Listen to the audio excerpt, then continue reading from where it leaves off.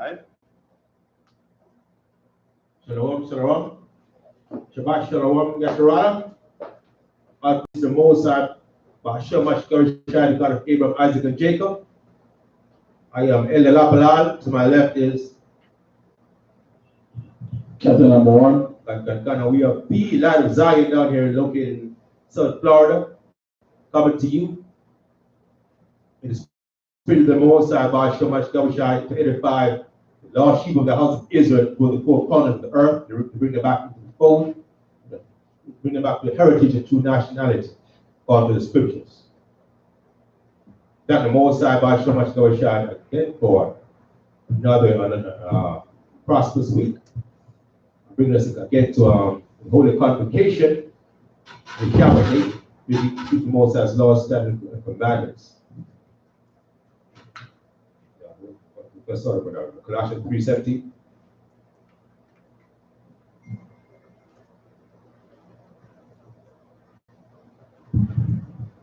The book of Colossians, chapter 3, verse 17. And whatsoever is a word or deed, do all in the name of the Adonai Yahushua, giving thanks to the Most High and the Father by Him. Right. Whatever you do in word or deed, whether it's something spoken words from your mouth or your actions, make sure they're in accordance with the Most High's laws, statutes, and commandments. Make sure you're in the spirit of the Most High and righteousness. Okay. Today's topic we're going to touch on, the taking away of the daily sacrifice. Okay. Let's start off. Let's start off with the taking away of the daily sacrifice, which also goes into us losing our heritage, losing our homeland because of our disobedience in the Most High, breaking the Most High's laws, statutes, and commandments. Let's start off with let's go to Daniel. Daniel chapter 12.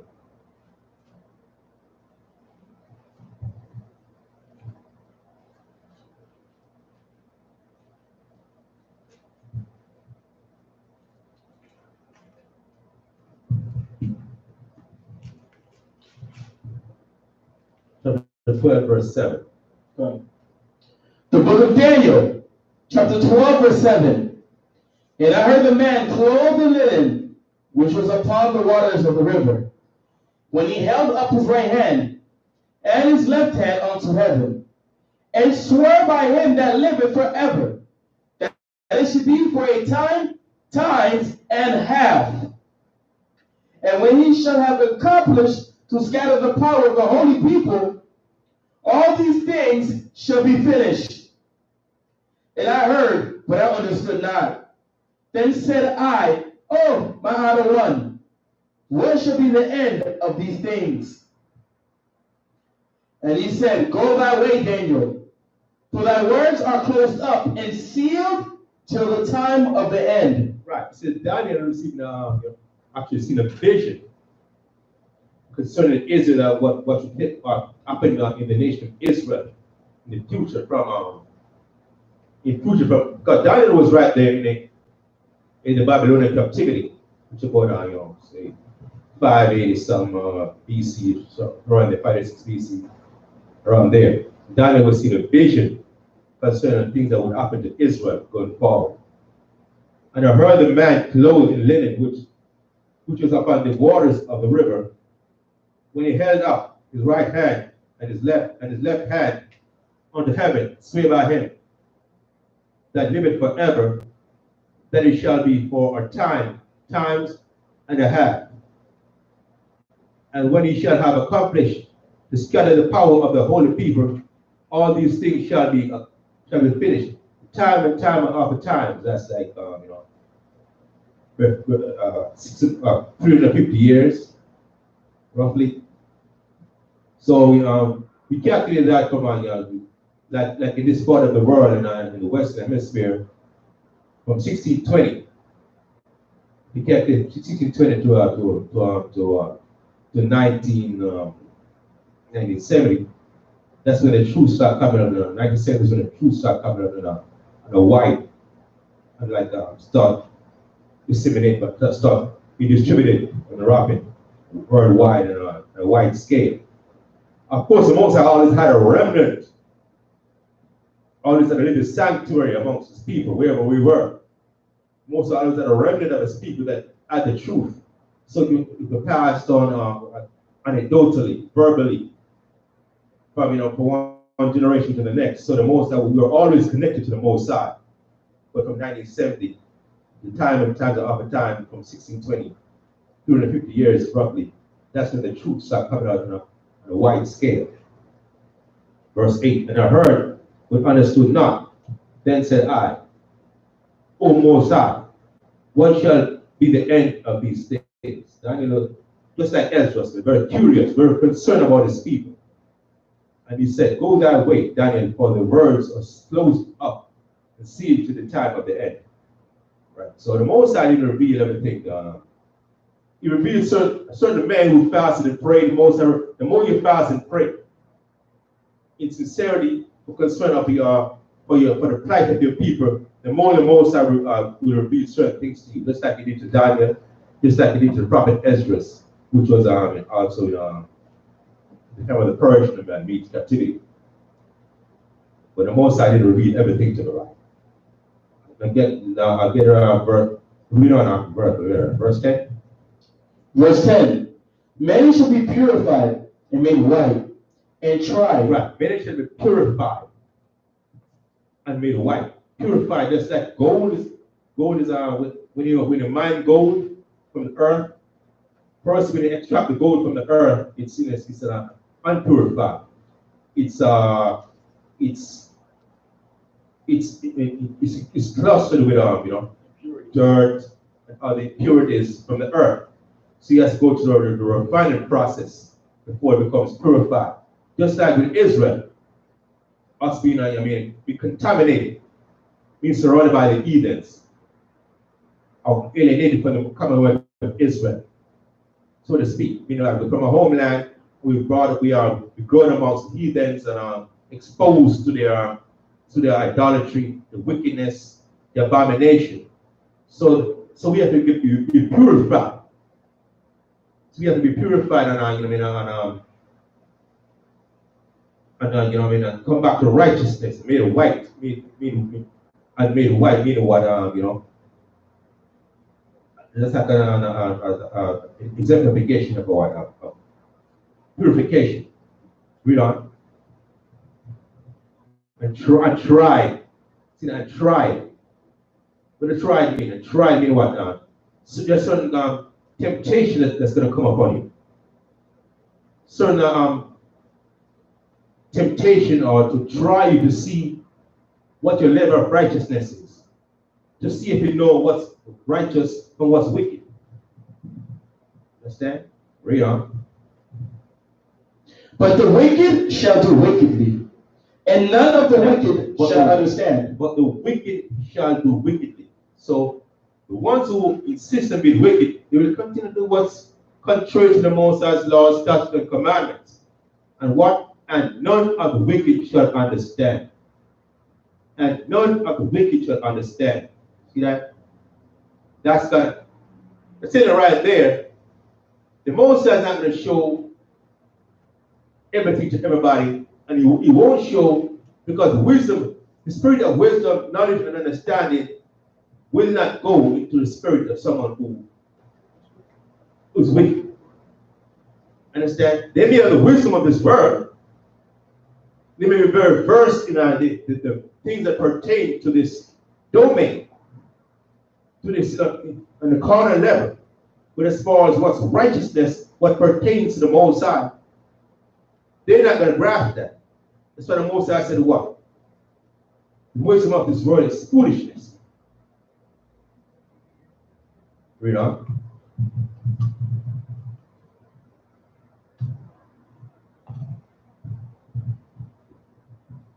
But the wise shall understand. But the wise shall understand. And the wisdom that the scripture is talking about is wise in the ways of the Most High. The fear of the Most High is the beginning of wisdom. And you'll be wise and get the wisdom once to fear the Most High and keep his laws, statutes, and commandments. And once you do that, the Most High will open up our understanding so we can understand, so we can grasp the things that the scriptures are talking about. Read. And from the time that the daily sacrifice shall be taken away. And from the time that the daily sacrifice shall be taken away. What is the daily sacrifice? The daily sacrifice is talking about, when he came out of Egypt with Moses, the Most High made a covenant with Israel that in the event that we break his laws, statutes, and commandments, then we were permitted to sacrifice an animal. The blood of those animals would make atonement for our transgression. That's when we were in our homeland. But from the time that the daily sacrifice shall be taken away, but once we are in exile, once our temple got destroyed, understand? First by the Babylonians, they got rebuilt. Then the Romans destroyed the temple again in 70 AD. So once that came to an end, and we were now up to this present time in exile away from our homeland, we are not able to make those daily sacrifices anymore. Plus, Yahushua came on the scene, and the Most High sent him. Meaning that the Most High is always with us, and we were no longer to make the daily sacrifices of those animals to make atonement for our sins. Yahushua now was a substitute, but not just a substitute, but the real sacrifice. Because from the very beginning, that's how it was meant to be. That the blood of Yahushua was supposed to make atonement for our transgressions, to reconcile us back with the Most High. Read verse 11 from the top again. And from the time that the daily sacrifice shall be taken away, and the abomination that maketh desolate set up. And the abomination that maketh desolate set up. And the abomination that maketh desolate set up. So right, because of our disobedience to the Most High, breaking his laws, statutes, and commandments, we got exiled from our homeland. So our homeland right now is occupied by a heathen nation, which worship totally contrary to the Most High's laws, statutes, and commandments, who have stolen our identity, our nationality, our heritage, and they've set up in our homeland, pretending to be us. And of course, us not being in that land is desolate. Us not occupying the land anymore, that land is now desolate because it's occupied by people who are not the true Hebrew Israelites and Jews that the Bible speaks of. Right? About that. Lamentation 5 and 2. I'm going to start from verse 1. Okay. The book of Lamentations, chapter 5, verse 1. Remember, O Adawan, what is come upon us. Consider and behold our reproach. Our inheritance is turned to strangers, our houses to aliens. We are orphans and fatherless. Our mothers are widows. Right, read it again from the top. The book of Lamentations, chapter 5, verse 1. Remember, O Adawan. Remember, O Most High. Read. What is come upon us. What's come upon us. The tribulation, the hardship, what we're going through. Read. And behold our reproach. And we behold our reproach. Our inheritance is turned to strangers. Our inheritance. What's an inheritance? Something that you receive from your forefathers. Something that was passed down from your forefathers to you.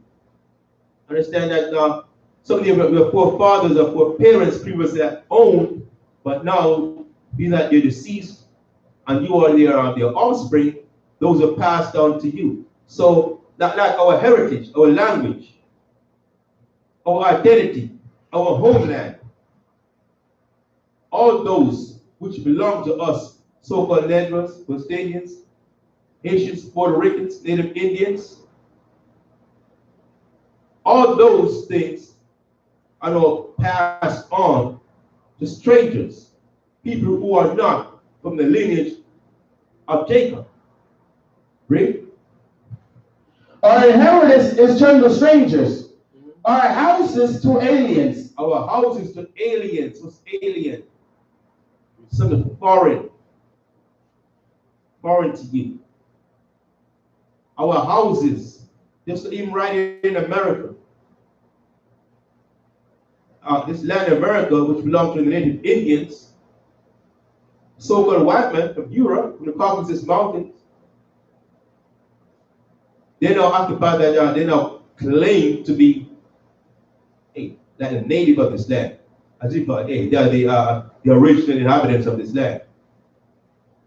The land of Israel over there in the Middle East, so-called Middle East, occupied by from the Khazarians, and so-called Jews from the Caucasus Mountains,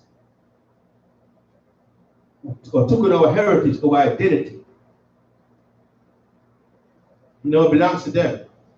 Why do we go around proudly calling ourselves African Americans, West Indians, Haitians, Puerto Ricans? These bywords of proverbs that they label us with. Hide the fact from us that we are the Hebrew Israelites and the Jews that the Bible speaks of.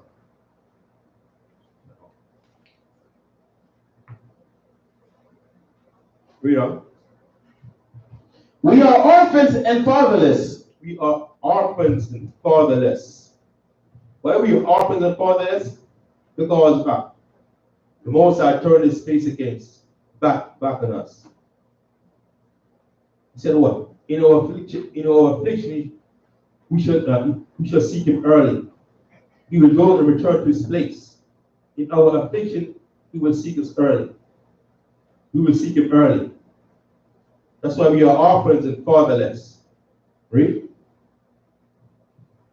Our mothers are as widows. We have drunken our water for money. Our wood is sold unto us. Our necks are under persecution. Where you are? Verse 11, where you are? Huh? Go back to Daniel. I'll still in Lamentation. Go back to Daniel. Oh, go back to Daniel. The book of Daniel, chapter 12, verse 11. And from the time that the daily sacrifice shall be taken away, and the abomination that maketh desolate set up, there shall be 1,290 days. Blessed is he that waiteth, and cometh to the 1,330 days. Right. The daily sacrifice. Now get me Hebrews. Hebrews chapter 10.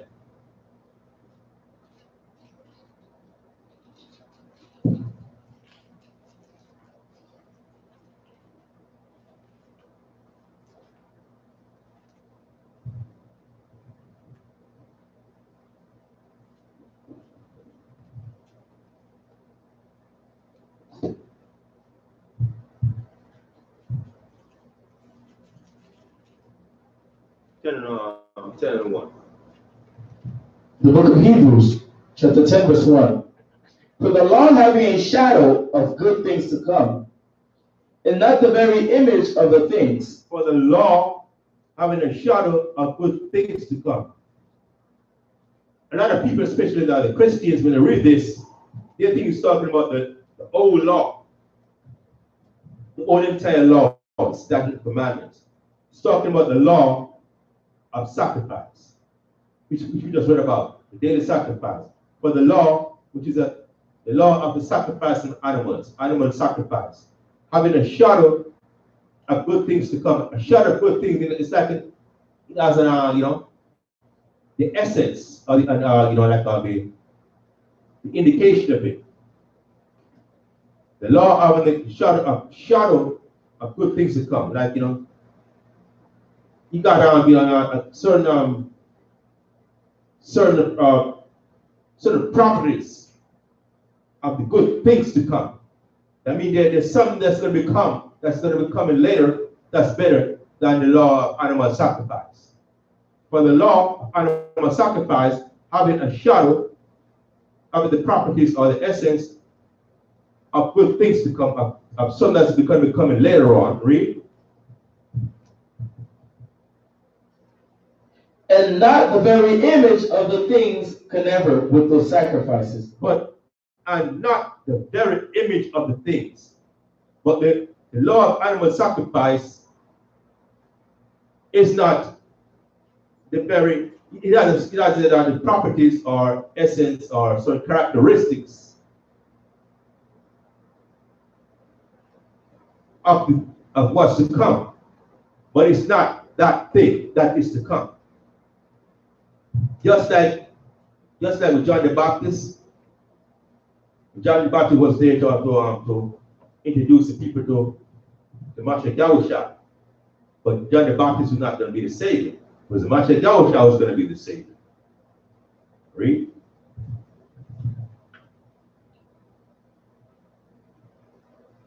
With the sacrifices which they offered year by year continually, make the comers thereunto perfect. Yeah, verse 1. Yeah, just finish verse 1. Right up. Which can never with those, read from top again, from the top again. Verse 1. For the law having a shadow of good things to come. The law having a shadow of good things to come, the law of animal sacrifice having a shadow of good things to come, meaning the law of it was like a rehearsal. The sacrifice of animals was like a rehearsal to get to perfection. Read on. And not the very image of the things can never with those sacrifices. Can never with those sacrifices. Read. Which they offered year by year continually, make the comers thereunto perfect. Right. Can never with those sacrifices, which they offered year by year continually, make the comers thereunto perfect. So the sacrifice of the animals, even though it played a role, it had the characteristics of the perfection, of righteousness, or the ultimate atonement. It didn't 100% have it, so it could never make you come to perfection because it wasn't supposed to. Read. Yeah, go ahead. No, I thought you had a question. I thought it was you hand up. Verse 2. Verse 2. For then will they not have ceased to be offered. Right. For then will they not have ceased to be offered? For then will they not have ceased to be offered? Right. So if the animal sacrifice was to bring it to perfection, why did they keep doing it year and year after year, year after year? Because the first one did not bring it to perfection. Because if you sacrifice one animal today, he didn't bring it to perfection. He made atonement for his sin temporarily. That's why that's why they had fathers had to keep sacrificing animals year after year every time they transgress. Because if that animal, the first animal that they sacrificed, had made atonement for the transgression, they wouldn't need to sacrifice the second animal or keep sacrificing animals continually. Read. Because that the worshippers, once purged, should have had no more conscience of sins. Right. Because that the worshippers, once purged, should have had no more conscience of sins. Read.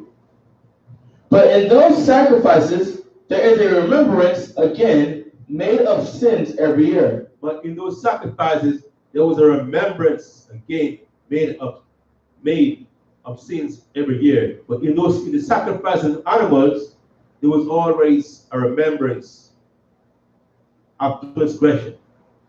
Go ahead. Who they sacrifice? Who the sacrifice to?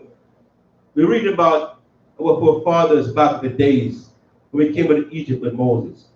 And when the covenant that the Most High made with our forefathers, the Israelites.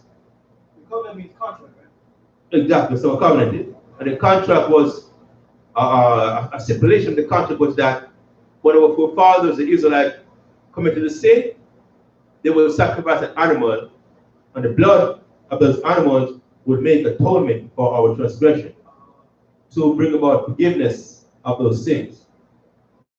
They would sacrifice the priest. The person who committed the transgression would bring an animal, a goat or a sheep, to the priest, the Levites. And the Levites would sacrifice those animals to the Most High on the altars in the temple. Sacrifice of those animals, and the blood of those animals would be accepted by the Most High for forgiveness of our sins. So we wouldn't be punished for those transgressions. You follow that? Yeah, I mean, that's crazy, but yeah. That was a contract. That was the terms of the contract. One of the terms of the contract that Israel, our forefathers, signed, so to speak, made with the Most High. When we transgress, an animal would be sacrificed, and the blood of those animals would make atonement, which was forgiveness of our sins. So we wouldn't be put to death or otherwise punished for those transgressions. Understand? But in the process of time, because it wasn't meant to be that way permanently anyway, so the Most High did away with that. And then Yahushua now was a one-time sacrifice. Understand? That's what we're reading right here. How the blood of those animals were not meant to permanently make atonement for our sins. Only the Israelites. Only under the Israelites, but only temporarily also. Because who did the Most High make the covenant with? One of the Israelites. So the other nations weren't even part of this. The other nations were irrelevant. Just that they are irrelevant today as pertaining to the covenant that the Most High made with Israel. Just that they're irrelevant today pertaining to Yahushua. Because the animal sacrifice only pertained to Israel because only the Israelites were the ones that chose the people that the Most High made a covenant with. And of course, since Yahushua came to replace the animal sacrifice, he came to replace the animal sacrifice for the people who had the animal sacrifice, which were the Israelites. Is that what the Haitians want to do? Well, see, no. That's a good question. It's a good question. Understand? So, because the so-called Haitians, whether it's the Levites, understand, and the priests were on the tribe of Levites. So the Levites had knowledge and righteousness back in the days, because they were the ones who who was given the responsibility or the task of performing these rituals, this animal sacrifice to make atonement for our transgressions. That was when there was righteousness. So right now, our people are in transgression of, so they may have that knowledge, but it's not according to righteousness right now. So that's what our people are doing right now. The Levites, Jamaica, they got the Obia and all that. It's not even right now in Jamaica, they're about to legalize Obia. I never heard about that. Obia, you ever heard about Obia? It's kind of something similar to voodoo. Like black magic, right? Yeah, black magic, kind of some of the things of voodoo. You know what I'm saying? So the Levites got voodoo. In Jamaica, it's kind of similar, black magic, or whatever you want to call it. And right now in Jamaica, they're about to legalize that. That's the thing, that wickedness is going on, It's about to be increased, man. It's like if the Haitian government was to legalize voodoo. It's not legal? I thought it's legal. It's legal? Legal. Food is legal? Legal's over there. Oh, it's legal. Wow, I didn't even know. I didn't know. But maybe that's why Benjamin is trying to around. So you can have a shop, a place of business. Yeah, it's legal. It's free. A lot of these so-called Catholics in Haiti are undercover. You know, they voodoo undercover. Yeah. So they're open to it. Yeah. So maybe that's where our Jamaicans get it from. Us. Okay, it's legal in Haiti, so maybe we can legalize it there in Jamaica too. And of course, what you see they do right now, they're doing it on the left-hand side, meaning what? It's not according to the scriptures. And they're not calling up on the more side. On the left-hand side, meaning what? It's not according to righteousness. So if you're on the left-hand side, Yes, it's the same when we use it. It's not I mean, it's not It's off the profit as well, right? They open these shops up. Yeah. People got to pay money to get this. Mm-hmm. Food wise. Right. So it's like the psychic people. Yeah. Exactly. Right. And what they're doing, some of the things they're doing, most of the things they're doing is to hurt people, to harm people, rather than to bring about any kind of healing or something that's going to be benefit someone's life. So if you got a grudge against somebody, you could just hire a voodoo priest or an ugly man, and they cast some evil spell on somebody. But because harm to come from them. Yeah, those things happen. Because they have the knowledge, but it's not according to righteousness. Also, they use it for evil. Exactly, use it for evil. Use it for money. I don't see why they use it for money. But they are using it for money. Yeah. But they don't care about the money that the earth is too tough. He's from earth survival. Right. Okay. But what made them that? How did that happen? They came from righteousness and God. What happened? Because they have strayed away from the Most High.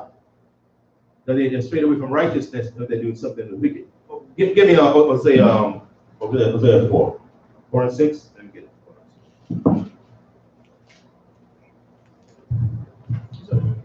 The book of Hosea, chapter 4, verse 6. My people are destroyed for a lack of knowledge. Because thou hast rejected knowledge, I will also reject thee, that thou shalt be no priest to me. See that? Moses, got it? Hosea 4, verse 6. My people, who's Moses' people? Israelites. My people are destroyed for lack of knowledge. We are destroyed for lack of knowledge, man. We lack of knowledge of who we are as a people, that we're the Hebrew Israelites. Because thou hast rejected knowledge, our people have rejected knowledge. They don't even want to know who they are, that they're the Hebrew Israelites. When we go there and teach our people that the Hebrew Israelites, they refuse to believe that. And even the ones who know, they don't even care. They want to identify themselves with something that seems to be bigger than who we are as a people right now. Because thou hast rejected knowledge, I will also reject thee. Because we rejected the Most High, and the knowledge that the Most High gives us, the Most High rejected us. That's why the Most High turned his back on us. That's why we go through all the tribulation we're going through right now. That's why 80, not just 80, but all the 12 tribes. We're going through what we're going through. All kind of tribulation all over the world. Because if you look around the world, most of the people you see are confounded together in slums in the respective countries where they live are the Hebrew Israelites. Same thing in Brazil, same thing in Central America, same thing in Jamaica, right here in America, right here, all over the world, in places we didn't even know that our people live. But if you look, you do a diligent search, and you see in India, Pakistan, Afghanistan, places we didn't even all over Africa, a lot of the people struggling and suffering are Hebrew Israelites. Because the Most High turned his back on us, and we are like minorities in those respective countries. And when you're a minority, the majority what? They oppress you, they exploit you. And that's what's happening to our people through all the four corners of this earth, not just 80. African answer that question. Are they Hamites or are they African? What is this question? Okay. So we know that, the Most High prophesies in Deuteronomy that our people will be scattered throughout the four corners of the earth, right? You already have that understanding, right? So we already know that there's Israelites everywhere in every nation under the sun, even in Africa. Not all Israel was brought over here. Like you have tribes like the tribe of the Yoruba, the Igbo, the Gaadambe, the Akan, the Hausa. Those are remnants of the children of Israel that is in that land. So there is remnants of Israel in that land. But there's this Hamites as well, like the Ethiopians, the Lebanese, the Zulu. Those will be the biblical Hamites. But there's small remnants of Israel that's there. I get that. What are they? There's a black too. So like, that's confusing. Yeah, they're Israel. The remnants of the house of Judah. The majority of them are the house of Judah. JB, Judah, Benjamin, Levi. I'm talking about the Hamites. So the Hamites are black. The Hamites are No, they're Hamites. It's not about shade color. It's about bloodline. It has nothing to do with shade color. How would you? A lot of these people, they still know. They still have their records. They still know who they are. Even their customs testify against them. When you go into a lot of these customs of the nations that's over there, they don't deal with our people over here. Just like the so-called white man don't deal with us, the Hamites over there in that continent don't deal with our people. They try bang like crazy over there. Understand, brother? It's not about your skin complexion. Understand? Even back in the days, Noah had 3 sons, Shem, Ham, and Japheth. They were all black. Understand? Noah, when the earth was destroyed by flood, Noah. I'm sorry, no, pardon my accent. Noah had 3 sons, Shem, Ham, and Japheth. Okay? They were all black. They were all black people. Understand? And the earth got repopulated by Noah's 3 sons. Right? Shem, Ham, and Japheth. They were all the same complexion. But the descendants were different nations of people who are occupied different territories of the earth. Understand? But Africa as it is today, I mean back then, was occupied mostly by the Hamites. Even though Israelites was there. That's why it's called the land of Ham. The land of Ham. Right, exactly. Because most of Africa historically were occupied by Hamites. But in process of time, there were parts of Africa that our people who were Shemites. They lived. Shem. People, it's a guy. There was 3 sons was Shem. Ham. You understand?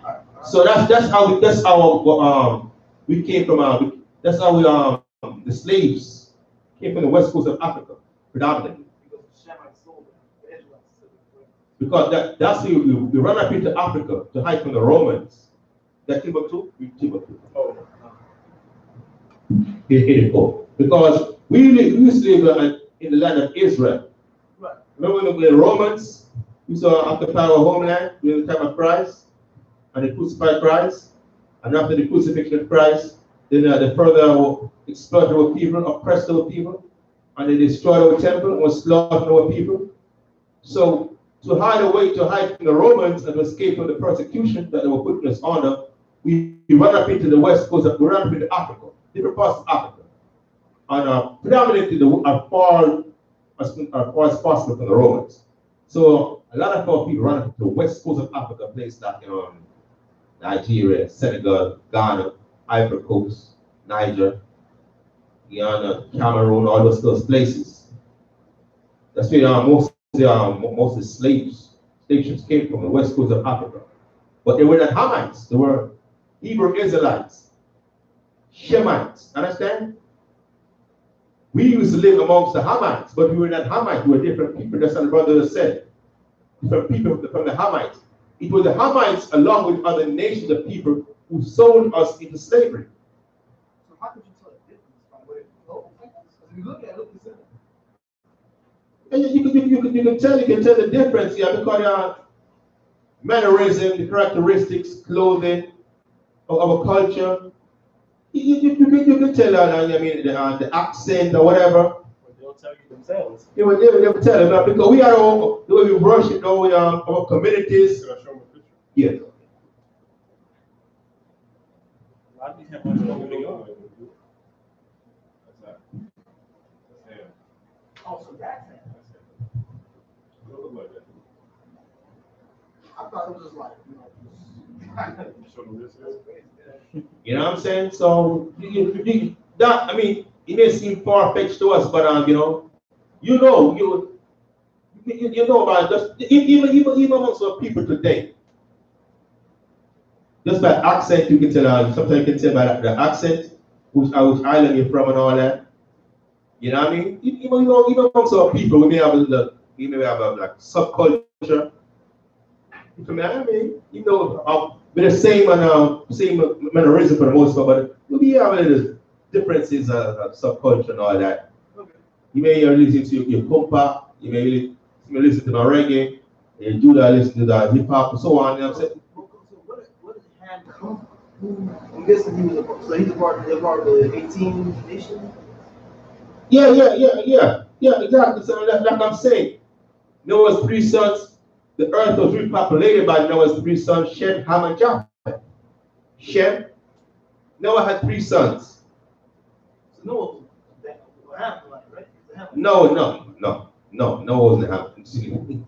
Noah was the father of Shem, Ham, and Japheth.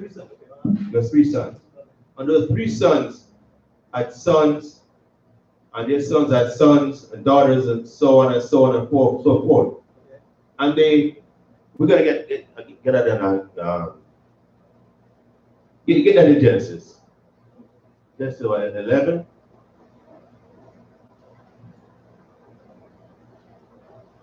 And the earth was repopulated by them, and they lived in different parts of the earth, established their own communities, and so on and so forth.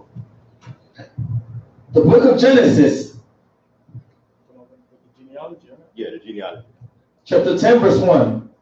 Now these are the generations of the sons of Noah. See that? These are the got it, brother?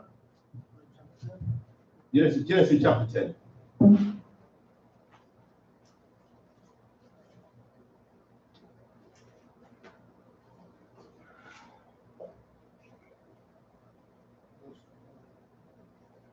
Got it? You get him having the Bible dictionary as well. All right. The book of Genesis, chapter 10, verse 1. Now these are the generations of the sons of Noah. These are the generations. Generation you plan on more than one of the sons of Noah. Read. Shem, Ham, and Japheth. See that? Shem, Ham, and Japheth. Noah's three sons. Got that? You follow, bro? My question is, who made Noah? I mean, who made Noah? The Most High made man and woman. Most High made Noah came from the lineage of Adam. Understand? Okay. So Noah had four parents too. Noah wasn't first. Noah had parents and so on.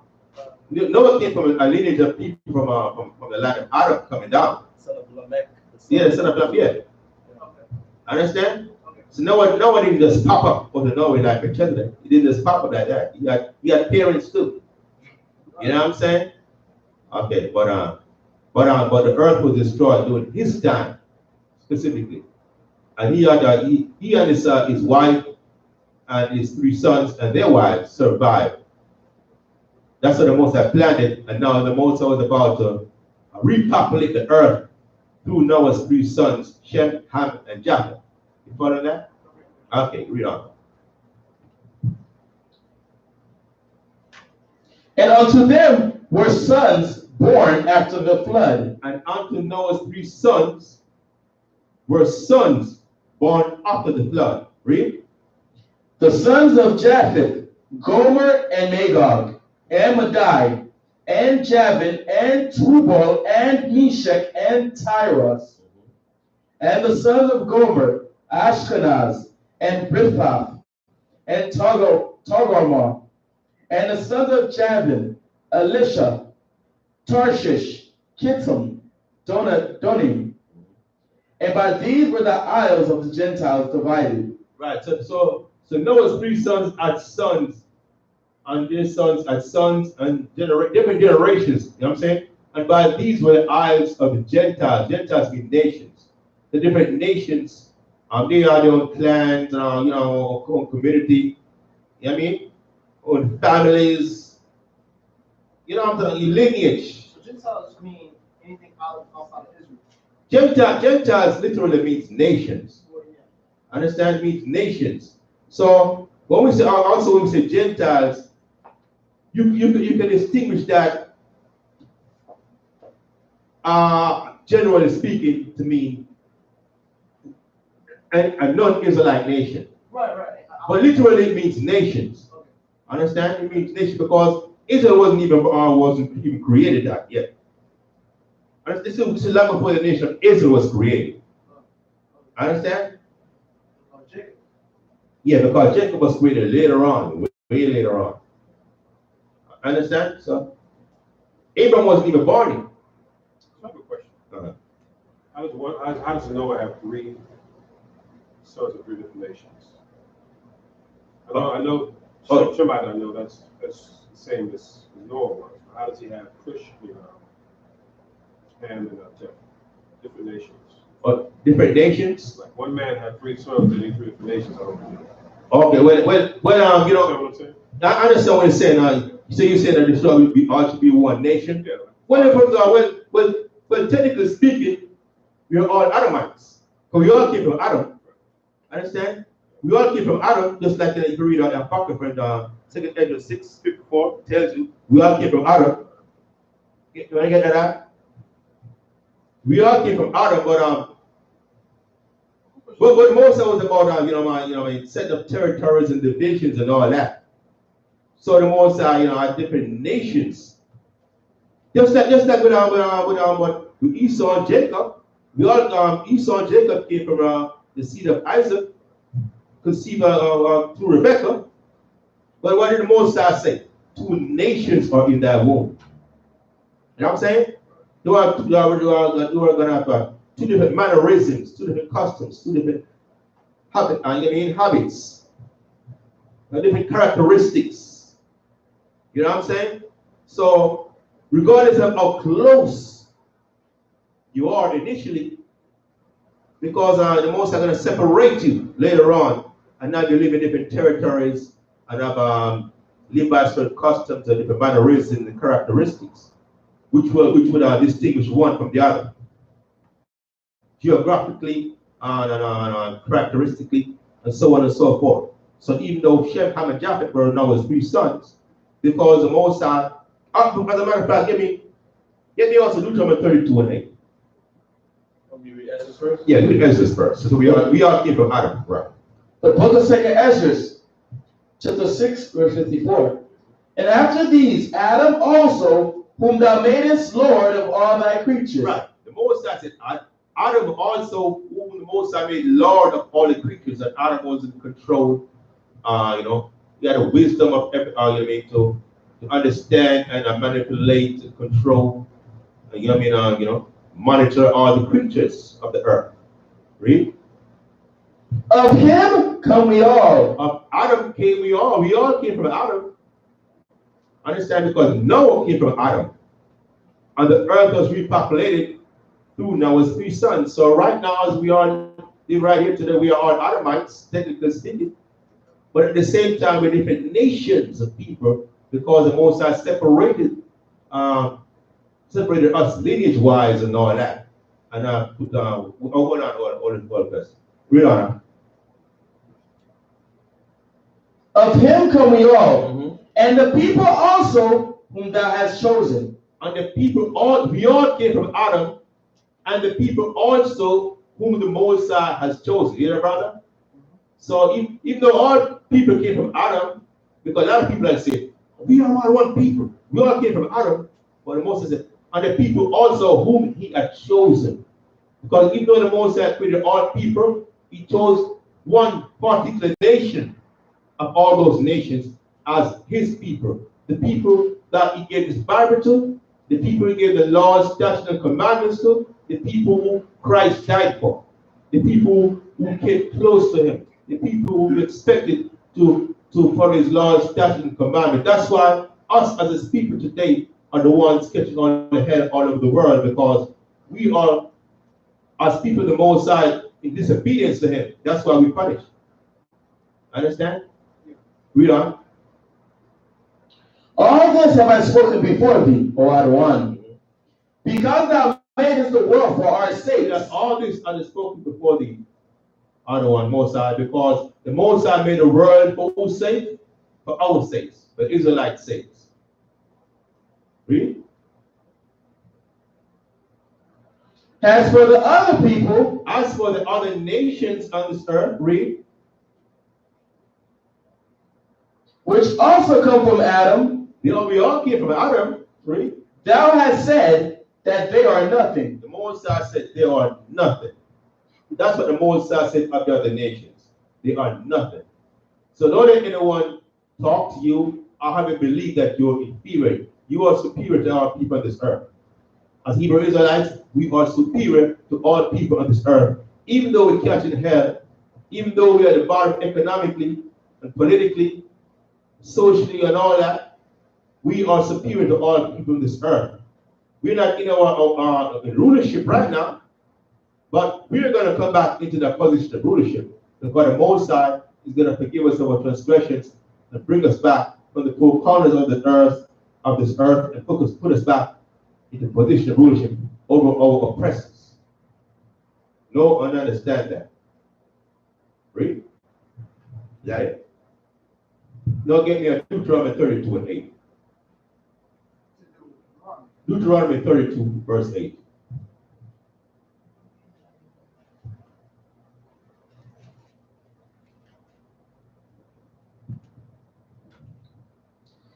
The book of Deuteronomy, chapter 32, verse 8. But the Most High divided to the nations their inheritance. See that? When the Most High divided to the nations their inheritance, see? The Most High populated the earth from Shem, Ham, and Japheth. But the Most High divided to those different nations their inheritance. You see that? Huh? So the Most High didn't have Shem, Ham, and Japheth living necessarily in the same region. He divided those nations that came from those three sons with their own, giving them their own territory, their own land. Just like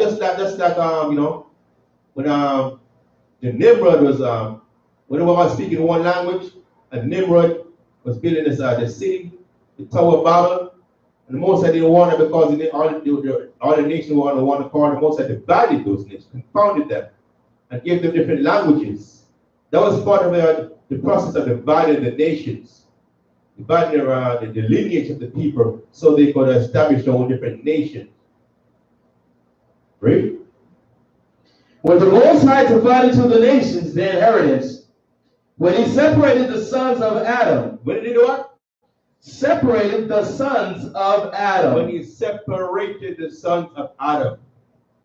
Understand that? That's how, even though they all came from the same lineage, even though Shem, Ham, and Japheth came from the same father, no, the Most High separated the sons, separated them, gave them their own different territories, their own regions to live, so they could establish different nations. Understand? Even though technically, lineage-wise, we all came from Adam, just like we just read in 2nd Ezra, we created and established different nations. That's all the Most High, according to the Most High's design. Right?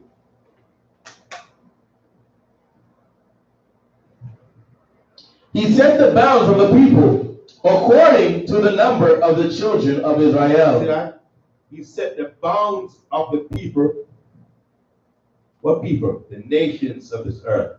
According to the number of the children of Israel. So the Most High loved Israel so much, and the Most High doesn't do anything by accident. The Most High planned things out thoroughly.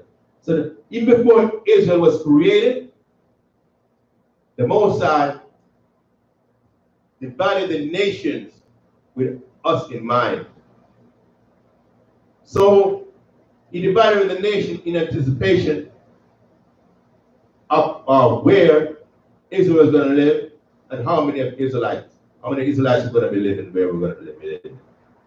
Because remember when he spoke to Abraham, he told Abraham, I'm going to make a great nation out of you. I'm gonna your seed and your seed after you, and I'm saying that great nation gonna come out of you. Even before Abraham, so we told Abraham that before Abraham even had children, before Abraham even had a child. So the Most High planned things out way in advance. So that when the Most High divided the nations and gave them their respective territories to live in, he did that keeping in mind that Israel was going to be living in a certain area, and a certain number of Israelites were going to be in those areas. All right? Follow that, bro? Yeah. Okay. All right. So we got go back to Genesis. You want me to go back to Daniel? Yeah. What other question here? Because we're kind of straight from the topic. Anything? Sir? Another question you have? What caused the flood? Why was there a flood? You know it. Because man was because of wickedness of man. Understand? The Most High was going to destroy. The Most High said he's going to destroy the earth because of transgression of man. He's going to destroy the earth and have the earth repopulated. That was it. Go back to go back. Give me Hosea 4 and 6 again.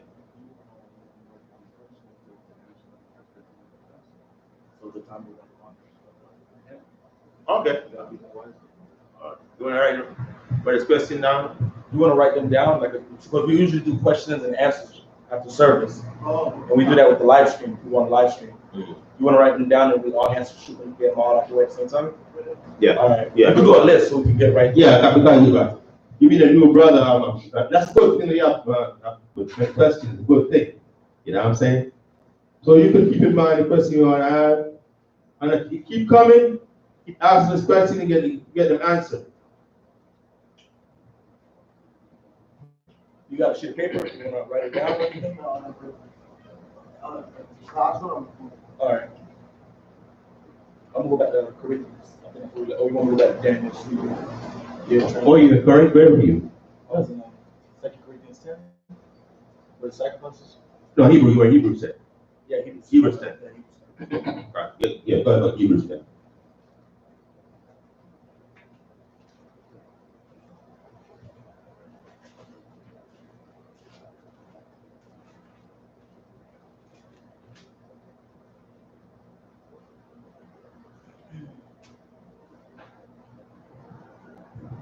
The book of Hebrews, chapter 10, verse 2.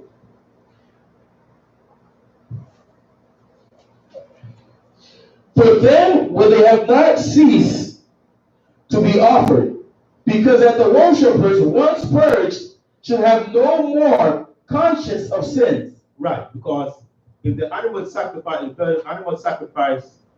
was meant to purge our sins permanently, there would no need for it to be continually going on, year after year, day after day. Right? But in those sacrifices, there is a remembrance again made of sins every year. Yeah, but in those sacrifices, there was always a remembrance of transgression.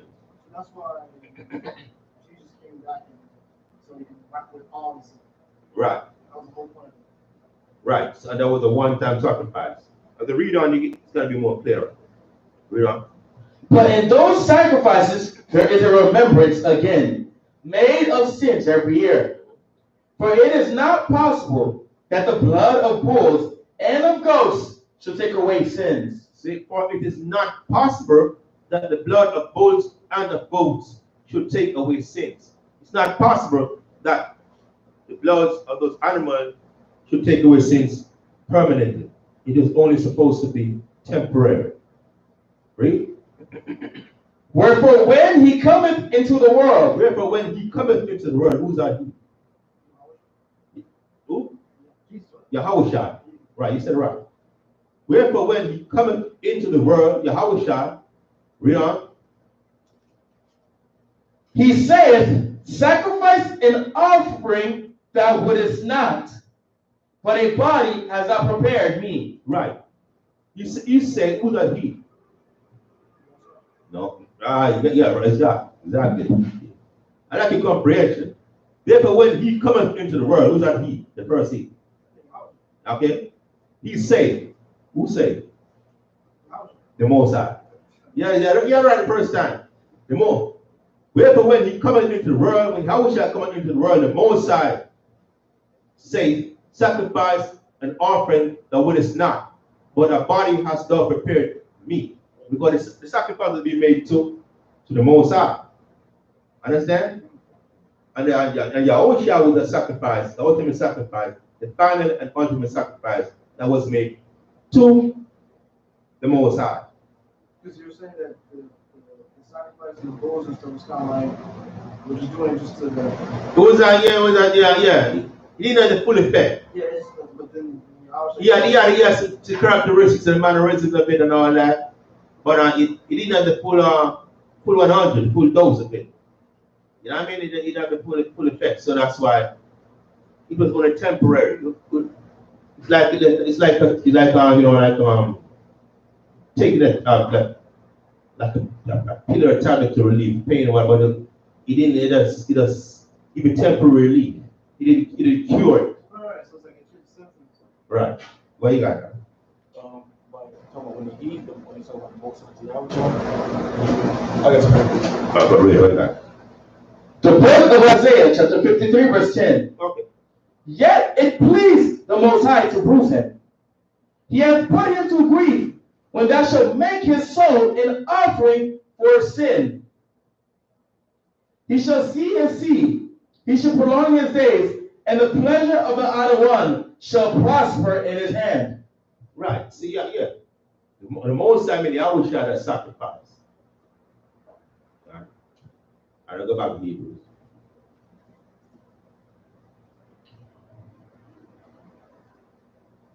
The book of Hebrews, chapter 10, verse 4. For it is not possible that the blood of bulls and of goats should take away sins. Wherefore, when he cometh into the world, he saith, sacrifice and offerings thou wouldest not, but a body hast thou prepared me. In burnt offerings and in sacrifice for sin that has no pleasure. Right. See, the most in burnt offerings and sacrifices for sin, thou hast had no pleasure. The Most High has had no pleasure in burnt offerings and sacrifices for sin. That's why Yahushua, because our people also used to abuse that privilege. It's like they would, so kind of, but they presumptuously would commit sin, knowing that they could have sacrificed animals to make atonement for their transgression. So it's just like they know, hey, they transgress deliberately, and because they know it was set up a way that hey, they could make atonement, bring an animal to the priest the next day and make atonement for their sins. Yeah. Right. But then after that, they will go right back to committing transgression again. Read. Verse 7. Then said I, lo, I come in the volume of the book. It is written of me to do thy will, O Honored One. Right. Mashiach Yahushua said, just like the brothers read earlier in Isaiah 53, the Old Testament. It is prophesied that Yahushua would become sacrificed to Israel. That was back in the time of Isaiah. That was before, leading up to the Babylonian captivity. Like it was 600 something BC. Some 600 years before Yahushua. A prophecy was made that Yahushua, even in the time of Moses. Understand? That was way back, almost 1400 years, something like that, before Yahushua. Before Yahushua was even born. So the Most High told Moses that to tell the Israelites that one from amongst his people was going to come and raise up a servant of the Most High, and him they should look to. So prophecies was made of the Most High concerning Yahushua many years longer in the volume of this book, Old and New Testament. Just like in John chapter 1, tells you Yahweh was there with the Most High from the very beginning. In the bottom of the book, it is written of me, the Old and the New Testament. Because a lot of people in the churches, they only focus on the New Testament. Because there is it's actually no testament. That is the covenant. You know what I mean? The Old Testament is it's like prior to the book of Matthew. You know what I'm saying? It was focusing about the old covenant that we had, the animal sacrifices, of the laws, the statutes, and the commandments. But that's what I was focused on. This is so-called Old Testament. It's about the Old Testament that is it's actually talking about the covenant. What was the old covenant? But in the context, the focus was on the animal sacrifice. That's what I was talking about. Read.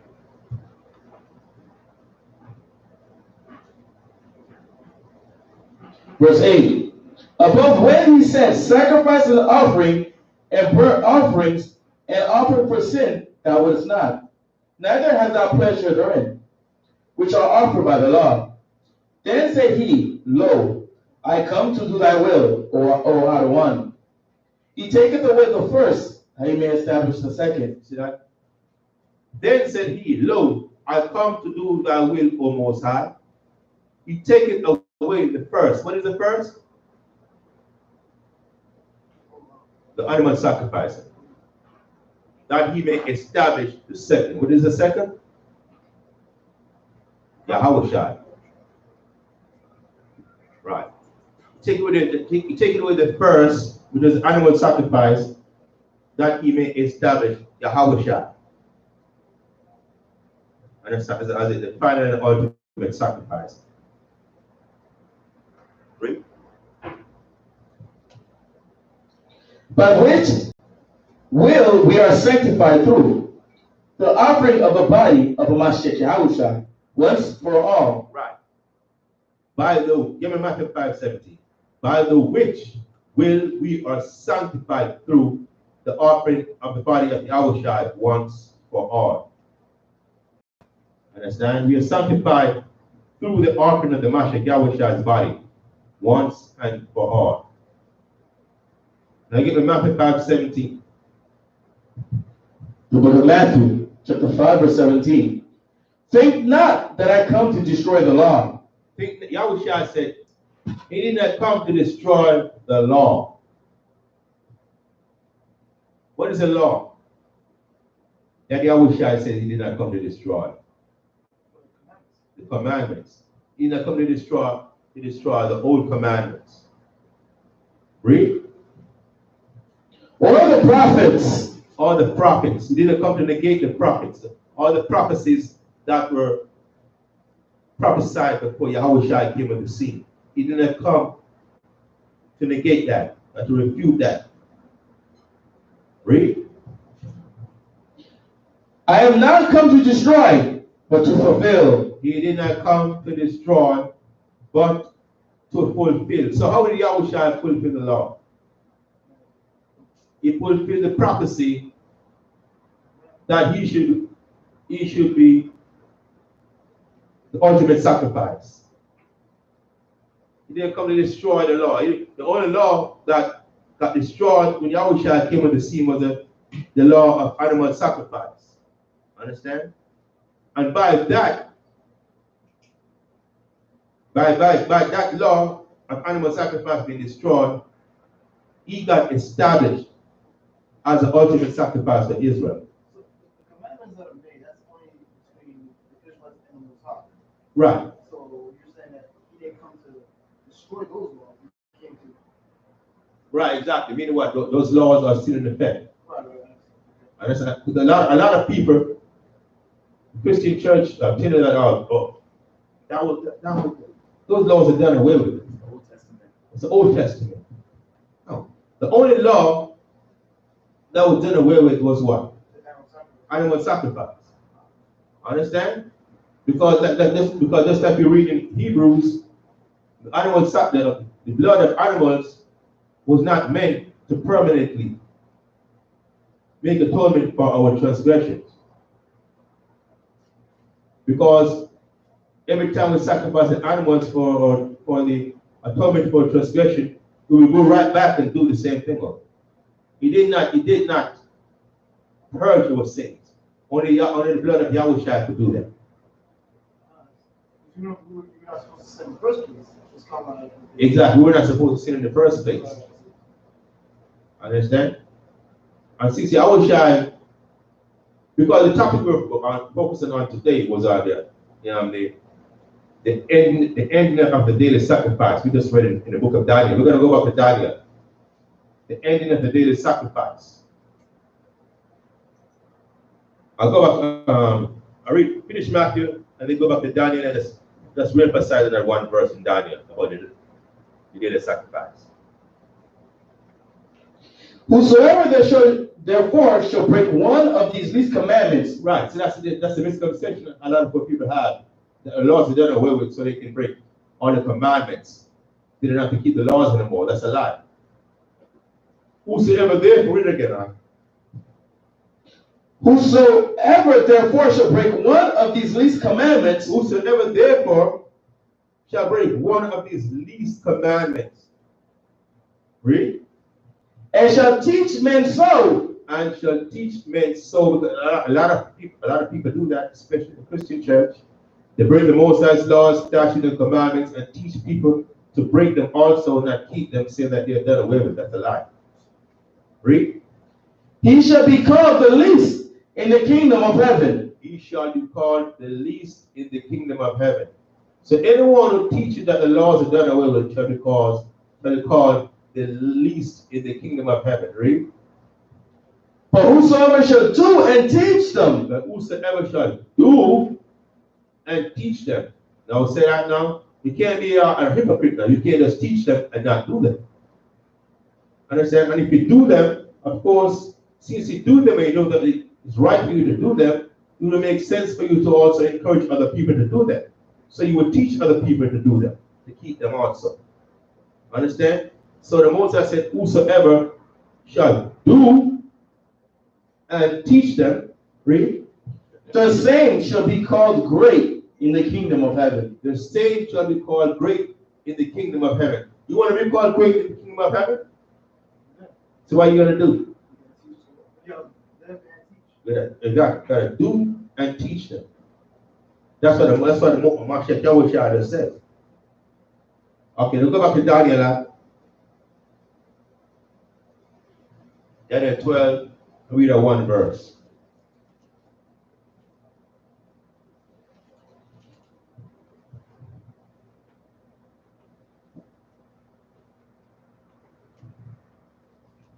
The book of Daniel, chapter 12, verse 11. And from the time that the daily sacrifice shall be taken away. See that? This is a prophecy that Daniel was making during the time of the Babylonian captivity. He says, you got it up there, Daniel 12? You got a problem? yeah. All right, let's just give up a second to find it. Daniel chapter 12, verse 11. Read it again. Read it. The book of Daniel, chapter 12, verse 11. And from the time that the daily sacrifice shall be taken away. And from the time that the daily sacrifice shall be taken away. What is the daily sacrifice?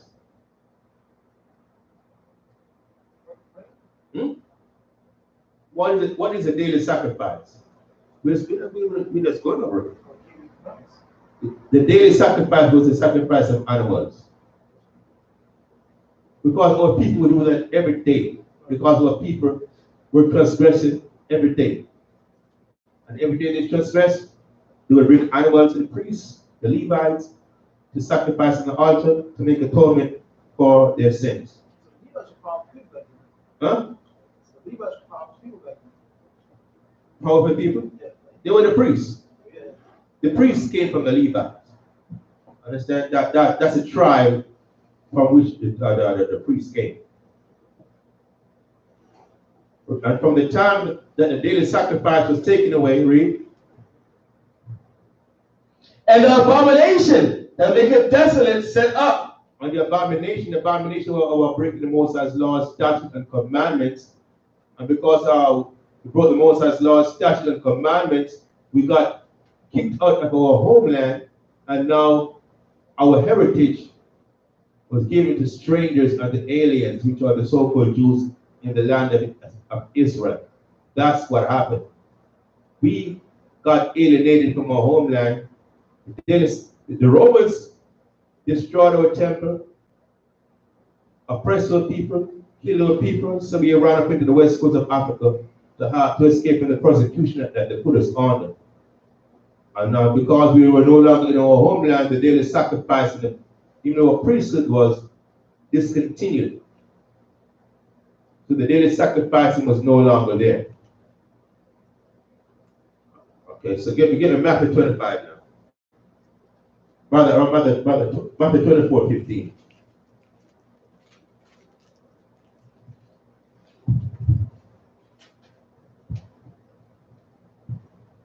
The book of Matthew, chapter 24, verse 15. When ye therefore shall see the abomination of desolation, spoken of by Daniel the prophet, stand in the holy place. When ye therefore shall see the abomination of desolation, spoken of by Daniel the prophet, stand in the holy place. Whoso readeth, let him understand. The abomination of desolation Daniel the prophet spoke of.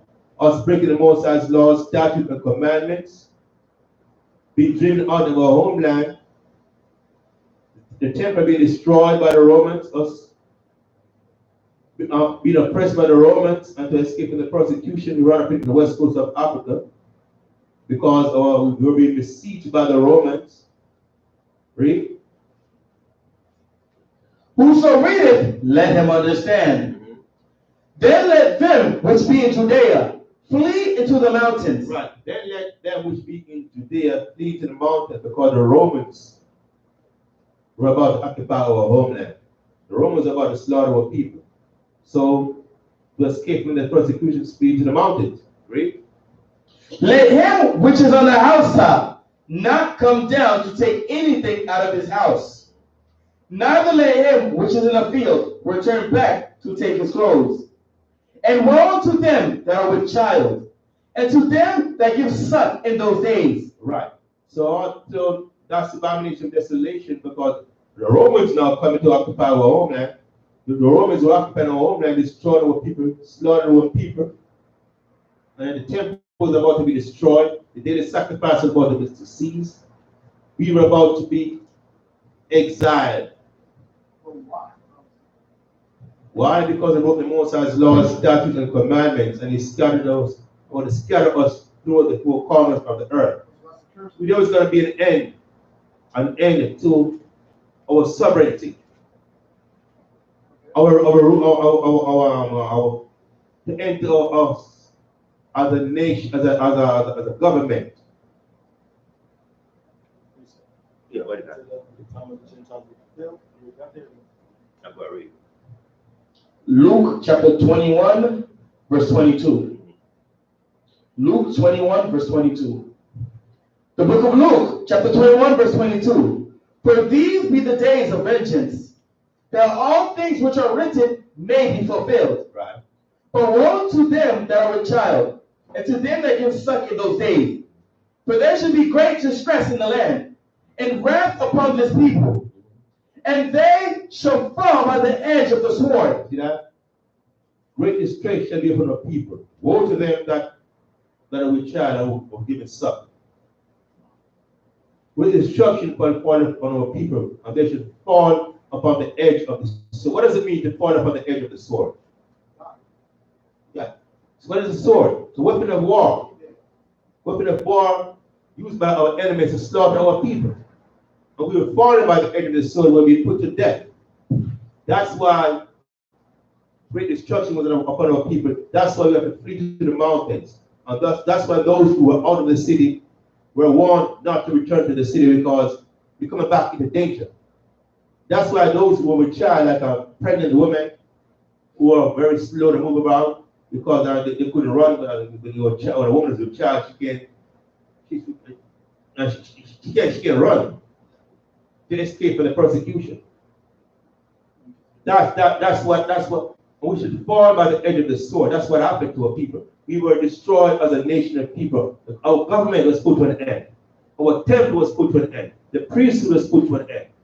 The rulership of our people was put to an end. Because of our transgression, because we transgressed against the Most High, He sent the enemies, the Romans, against our people to destroy us. That means it wasn't following the commandments. Exactly, we weren't following the Most High's commandments. That's how we ended up into the west coast of Africa, different parts of Africa, different parts of the world. Where do the Romans come from? The Romans are so-called white people who live in Rome and different parts in different territories round about. There was a lot of warfare going on in that time of the world. Warfare is not new. You always had territories or one country invading our territories and enslaving other people. We even us Israelites did that to other nations too. We are even going to the land of Israel originally, we did that. We had other nations pay tribute to us. That was not anything new. Whenever we were obedient to the Most High, He would deliver all those nations into our hands. And they would pay tribute to us, and we would rule over them. But whenever we disobeyed the Most High, then He did the opposite. He delivered us into their hands and had us pay tribute to them and have them ruling over us. Understand? Yes. So because we disobeyed the Most High, He rose up the Romans to occupy our homeland and oppress us. The punishment for breaking His laws, statutes, and commandments. And then He said, well, you know what? All this is prophesied. We're not. Hold on, so what you're saying is the Israelites, they were just like, they felt like they were just God people, so they could do whatever they want. And if they messed up, they would just sacrifice animals. They didn't do it because they were God's people. They did it because they were rebellious, stiff-necked, and hard-headed. You know what I'm saying? And we abuse of the privilege the Most High gave us. That's what I'm saying. Yeah, they were okay, and better than everybody else, so. When did they do it because they thought they were better than the Most High? The Son of the Most High said, they walk spat and kick. With us, that was the spirit that stiff-necked, hard-headed, and rebellious people. Coming out of Egypt, we were in bondage for over 400 years. We were very rebellious, if you read the scriptures, very rebellious in the wilderness for the 40 years. Oh, wow. That's how they were made. That's even today. Oh, yes, true. I'm saying, like, Why are people so rebellious today? Why? That's stubbornness. It's not logical, but it's a stubborn, stiff-necked, they hard-headed. were made like that. That's what it was. The spirit. I don't get. Well, hey, It's just what it was. It's how they are. that's just where it was. Exactly. You got something? I wanted to read it for the Abomination. You want to read something? Yeah, Luke 19:41. I'll go ahead. Luke 19:41. Yeah, how should I spoke on? The book of Luke, chapter 19, verse 41. And when he was come near, he beheld the city and wept over it, saying, if thou hadst known, even thou at least in this thy day, the things which belong unto thy peace. But now they are hid from thine eyes. For the day shall come upon thee, that thine enemies shall cast a trench about thee, and compass thee round, and keep thee on every side, and shall lay thee even with the ground, and thy children within thee, and they shall not leave in thee one stone upon another, because thou knowest not the time of thy visitation. Right. See, Yahweh shall tell Israel, if thou hadst known, if you only knew, even you, at least in this thy day, in this generation, that's what Yahweh was telling them back then. The things which belong unto thy peace, the things which belong to your peace, I mean, the things that can prevent you from going through this tribulation, which is Him. If you want to know that Yahushua was the Messiah that was come to deliver you and save you from certain destruction. But now they are hid from thine eyes. But now they are hid from you because you didn't want to receive this truth. For the day shall come upon thee, the days shall come upon you, Yahushua was telling them, that an enemy shall cast a trench about thee. What's cast a trench mean what? They shall dig ditches, encamp round about you, besiege your city, like invade your land and besiege your city and set up like soldiers in trenches, ready to invade you and captivate you and oppress you. That's what Yahushua was telling them. That your destruction is nigh. You follow that, right? Yeah. And keep thee in on every side, and keep it in on every side.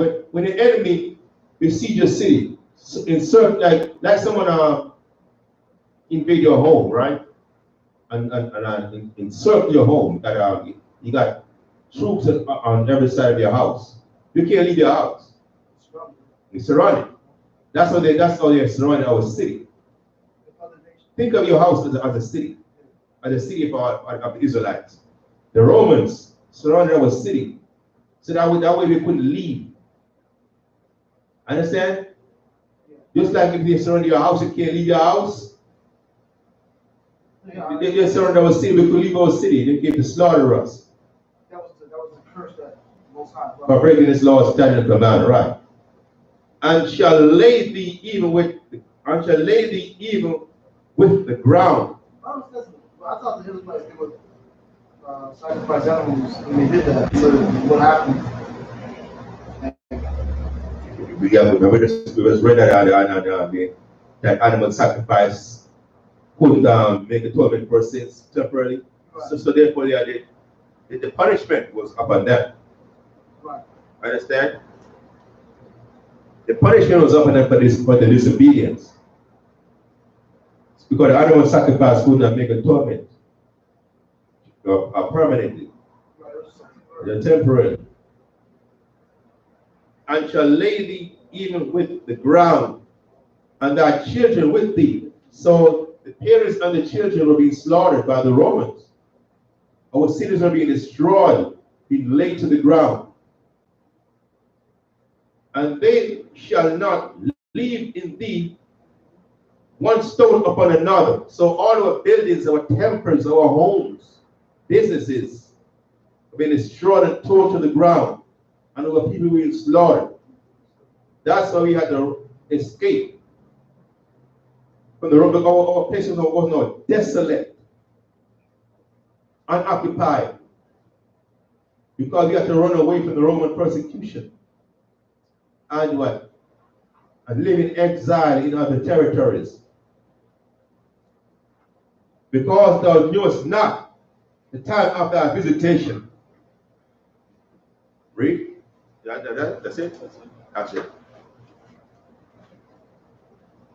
Now go back to Matthew 24.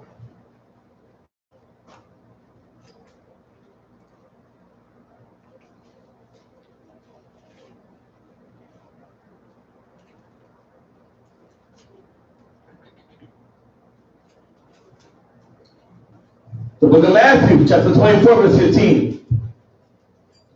When ye therefore shall see the abomination of desolation, spoken of Daniel the prophet, stand in the holy place. Who shall read it, let him understand. Then let them which be in Judea flee into the mountains. Let him which is on the housetop not come down to take anything out of his house. Neither let him which is in the field return back to his clothes. And woe to them that are with child, and to them that give suck in those days. But pray ye that your flight be not in the winter, neither on the Sabbath day. For then shall be a great tribulation, such has not seen since the beginning of the world, to no time, to this time, nor ever shall be. Right. So that's what that's talking about. talking about the destruction of our nation, the destruction of the temple, the destruction of our home businesses and our government, and the slaughter of our people, man, women, and children. That's what we have to go through when the Romans occupied our homeland after the Mashiach Yahusha, because of our disobedience, because we broke the Most High's laws, statutes, and commandments.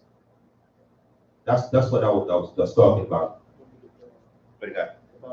Yeah, read here.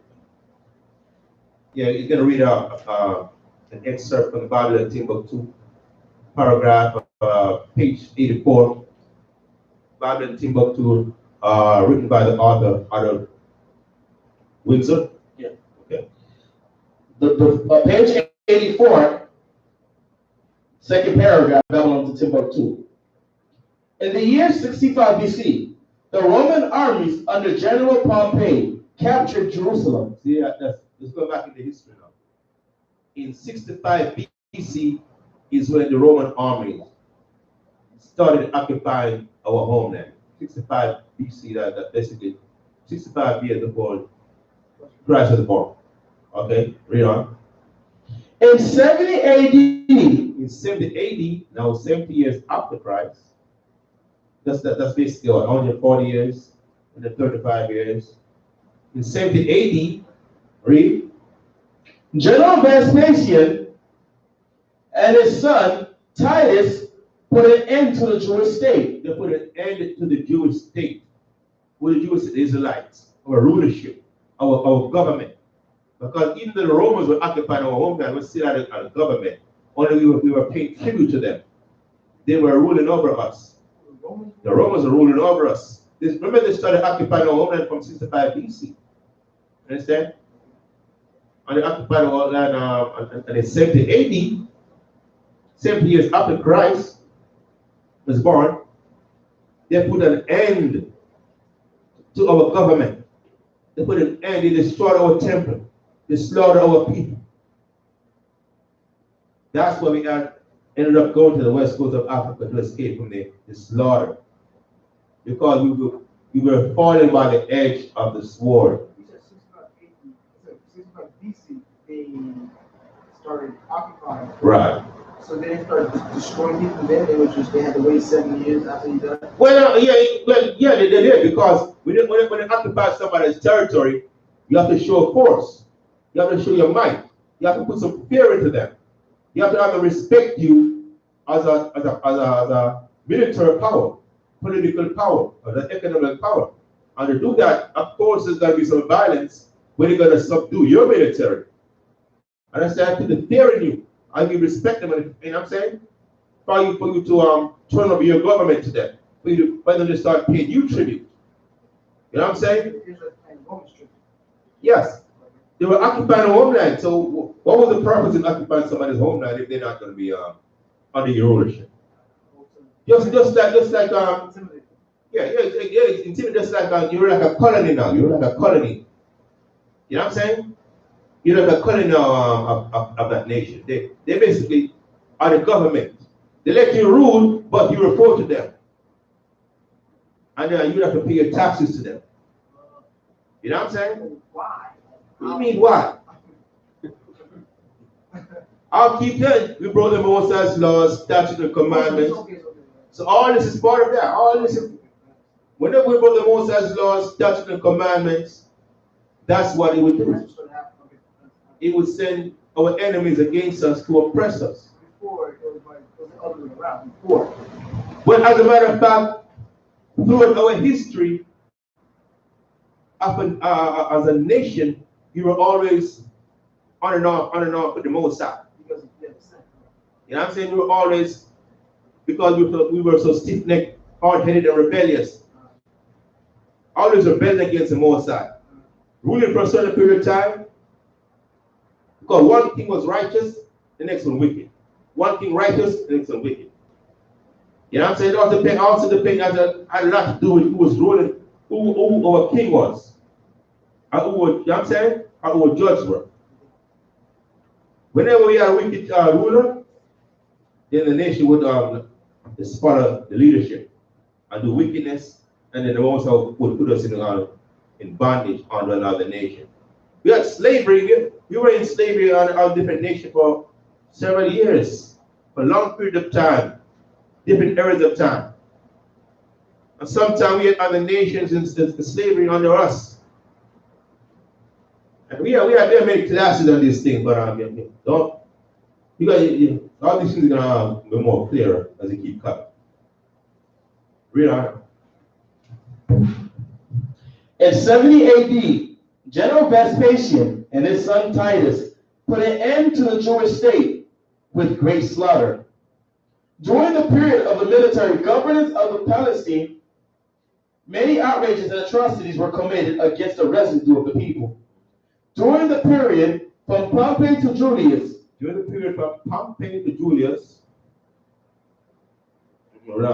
has been estimated that over 1 million Jews fled into Africa. 1 million Jews fled into Africa. Jews is like Judah, right? Yeah, that's where the word Jew came from. So it's like Israelites, Jews. Well, Judah was the ruling tribe of the kingdom of Judah, which was the southern kingdom of Israel. Okay. Understand? But they would call us Jew for short. So when it said Jew, it's talking about basically the Israelites from the southern kingdom of Israel, which consists of Judah, Benjamin, and Levi. Okay. Collectively, people of the southern kingdom. Jews came from the word Judah, which was the ruling tribe. Right, exactly. Read on. Fleeing from Roman persecution and slavery. Fleeing from Roman persecution and slavery, because the Romans were persecuting us and also selling us into slavery. Slavery ain't nothing new. Read. The slave markets were full of black Jewish slaves. The slave market was full of what? Black Jewish slaves. He just emphasized on black Jewish slave. But because just to reiterate, basically, to reiterate that the Jews were black. Right. Understand? But there were no white Jewish slaves. I want to understand the context in which he made a statement. So prophets actually put that in. That we're reading from a book that was written by Oh, that's. that is Babylon Timbuktu. That's a Bible book? No. That's a historian, written by a historian, Rudolph Windsor. Okay, he was documented historical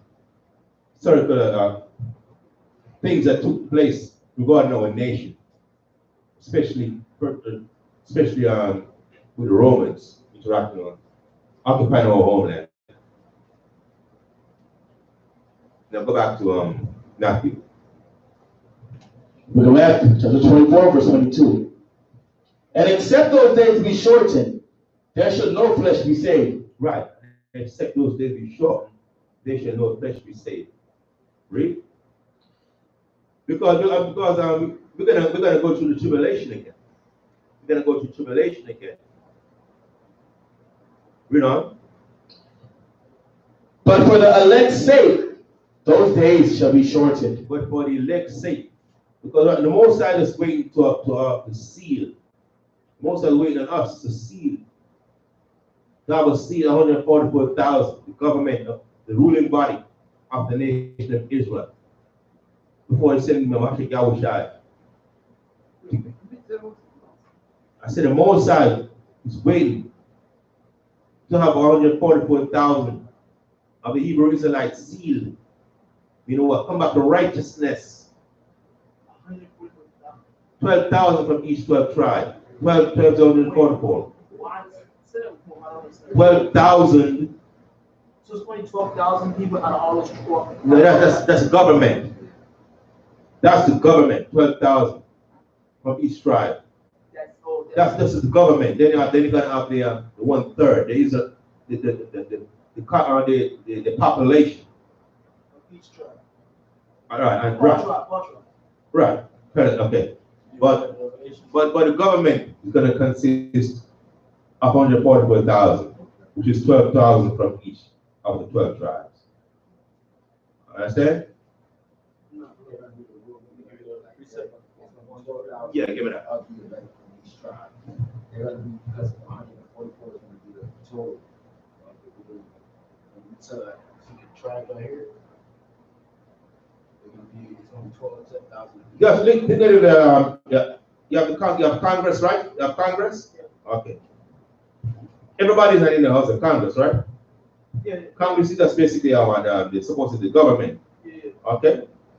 So you have the senators and you have the House of Representatives. That's the government part. Understand?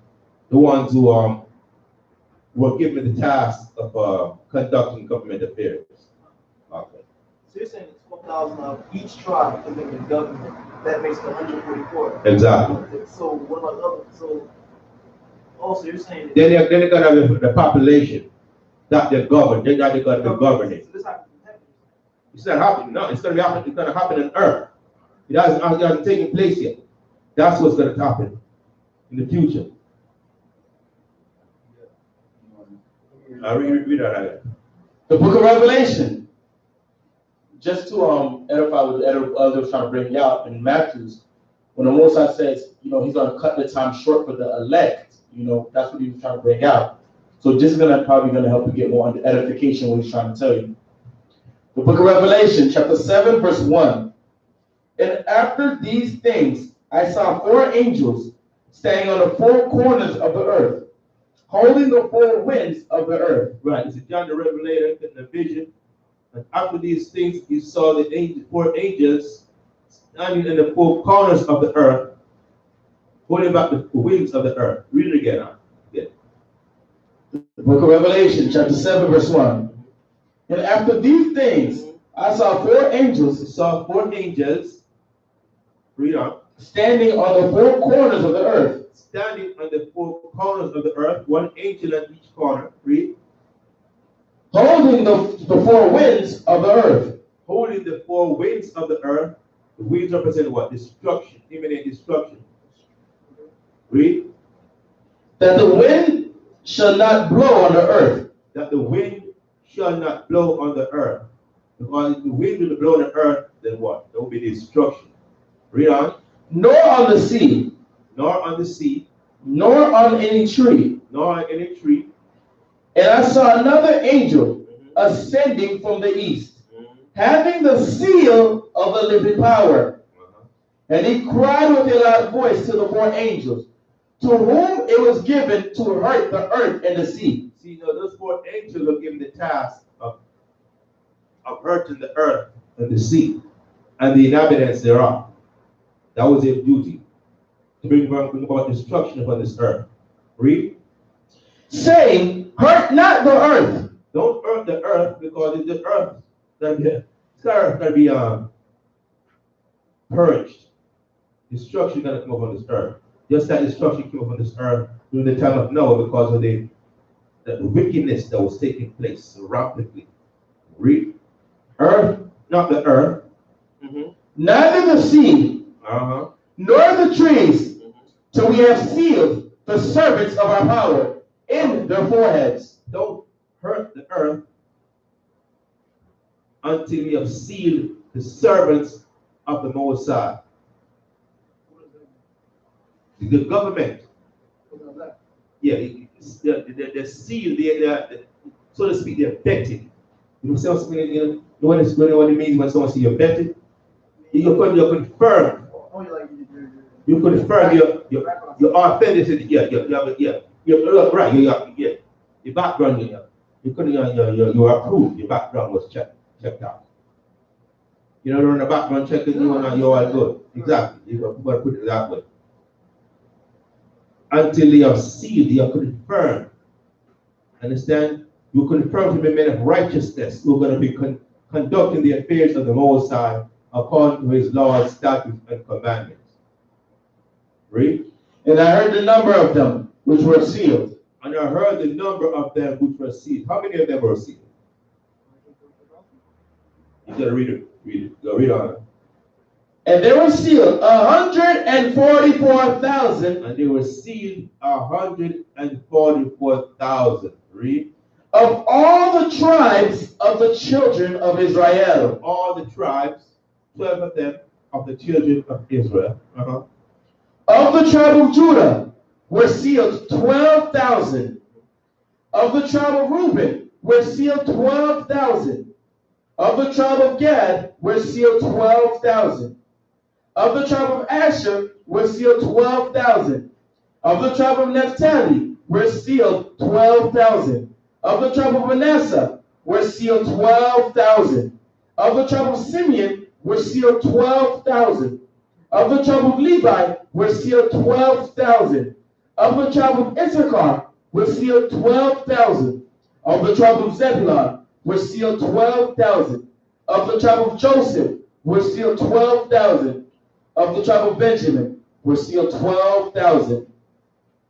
And after this I beheld, and lo, a great multitude, which no man could number. See that now?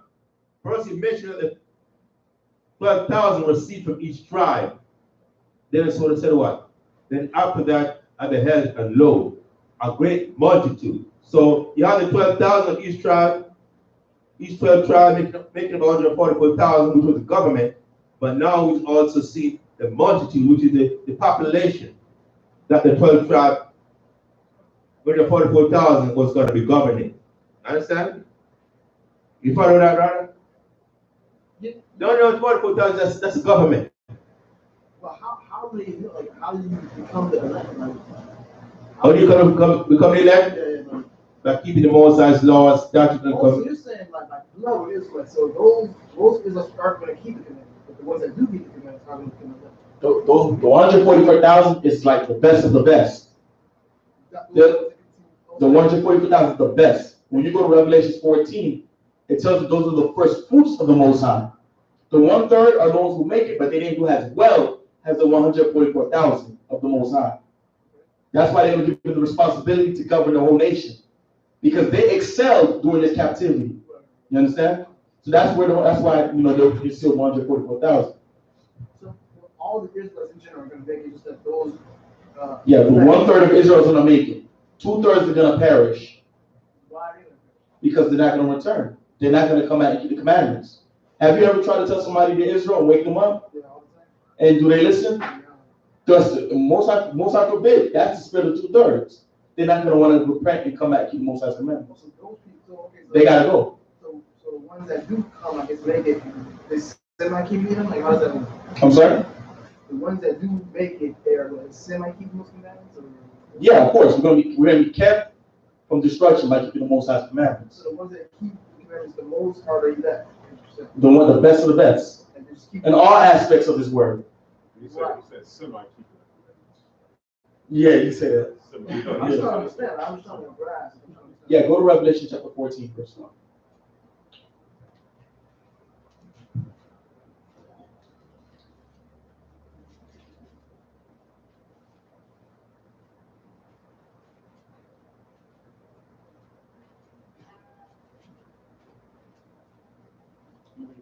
Go ahead. The book of Revelation, chapter 14, verse 1. And I looked, and lo, a lamb stood on the Mount Sion, and with him 144,000, having his father's name written in their foreheads. Right, 144,000 having the father's name written in their forehead. That 144,000 was the government, the ruling body. 12,000 of each tribe. Having the father's name, the Most High's name, written in their forehead. Meanwhile, they keep the Most High's laws, statutes, and commandments. Understand? And were obedient to the Most High and the Master Dawah. Read. And I heard a voice from heaven, as the voice of many waters, and as the voice of a great thunder. And I heard the voice of harpers harping with their harps. And they sung as it was a new song before the throne, and before the four beasts, and the elders. And no man could learn that song but the 144,000. Right. No one can learn that song but this is a vision that the Revelator will see concerning the government body. of the nation of Israel. Which were redeemed from the earth. These are they which were not defiled with women. These are they, what does it mean by that? These are they which were not defiled by a woman. What does that mean? They were not defiled by a woman. What is a woman, what does a woman stipulate in that? What does a woman signify? He's not talking about a literal woman. We're talking about a philosophy, doctrine. I'm saying that's what that's talking about. They were not defiled by doctrines of man and the philosophies that they teach. Understand? They are the Most High's name written before to keep the Most High's laws, statutes, and commandments. They were not defiled by a woman, meaning that they were not carried away. There's more of that. Now read on. For they are virgins. These are they which follow the Lamb, wheresoever he goeth. They were not defiled by, that's a metaphor. They were not defiled by women because they were virgins. It doesn't mean that, hey, they never had a woman. The woman is talking about is a philosophy and doctrines that the other nations teach, which are contrary to the Most High's laws, statutes, and commandments. Go ahead. Question. So basically, they never, does that mean that they were already removed from the time that they were born, raised up into keeping the law, statutes, and commandments, or these were men that transferred and like it could be any one of us? Yeah, because remember we tried. People say we tried. So it doesn't mean that they never committed a transgression in their life. I understand that they were washed and tried. They were tried. You know what I'm saying? And converted, and now they're righteous. And because remember the scripture says, the Most High will shorten the time for the elect's sake. All right, because So it does plus all get that one you read about keeping from the hour of temptation. It simply means that they become in the process of time. They become a righteous man and they held fast in their righteousness. They didn't deviate. They got sealed. That's why the scripture says they got sealed. These are those who were sealed. When they seal something, it can't be broken. You know what I'm saying? I mean, you're going to seal something. It's like you can't tamper with it. Because just like we read about, remember when Phineas, an example of Phineas when he slaughtered the Israelite and the Moabite woman and the Midianite woman, and the Moses said because they took away evil to Israel. Men like that as their seal, the Moses kept them. The Moses can put a cover of righteousness on you that just can't be broken, just like a house shot.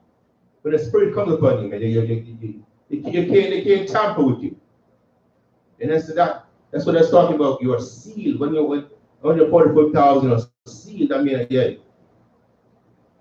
They tried, they proved, they tested, they vetted, they're sealed now. So, you know what I mean? They're not going to go off now. These are men, with the Most High kept in the hour of temptation. We are. The book of Revelation, chapter 3, verse 10.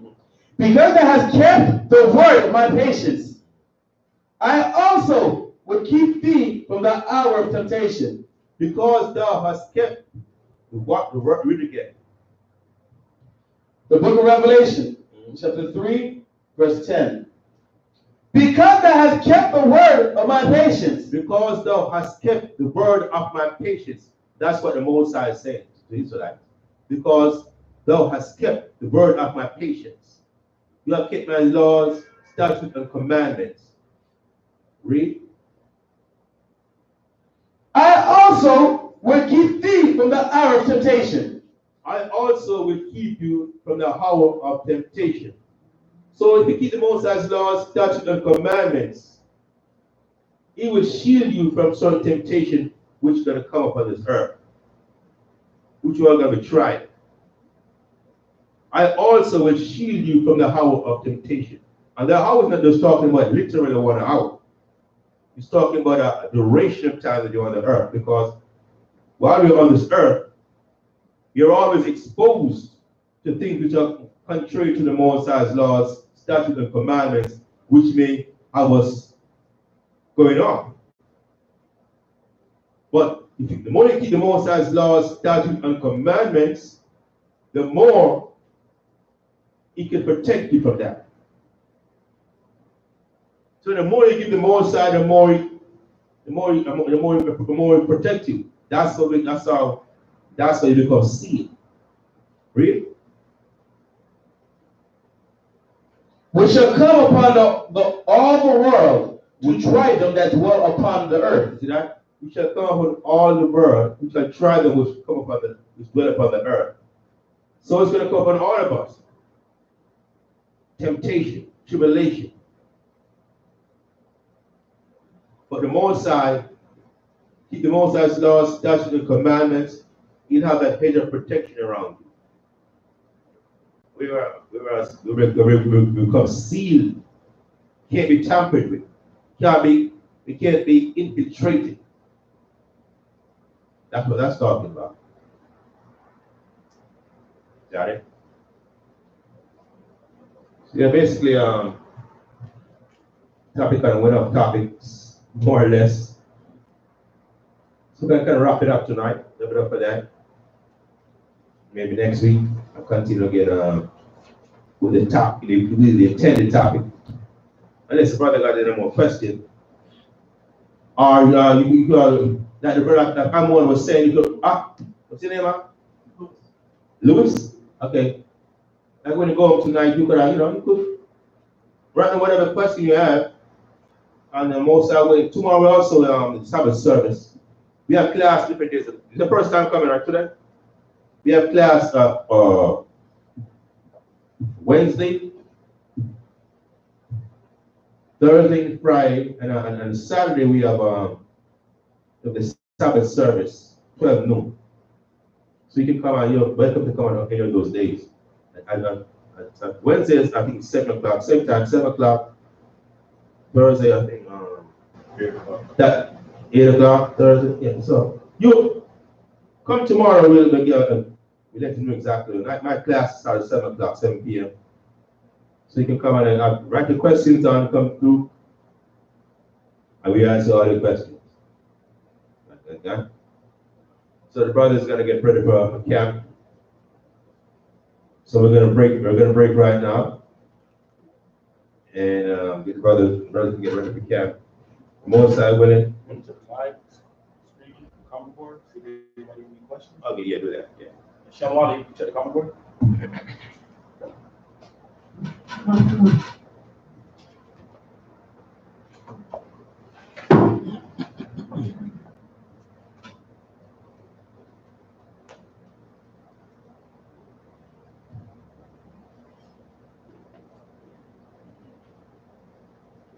Only one good comment.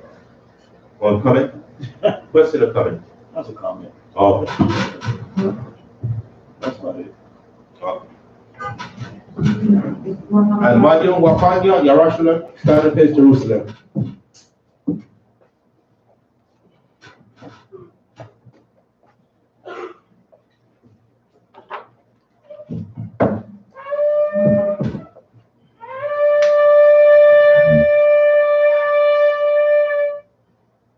Shayar, Hama Aiwa, Hadawa, Ana, Ma, Tawa, Wama, Naayam, Shabbat, Akyam, Kam, Yakar, Shaman, Tawa,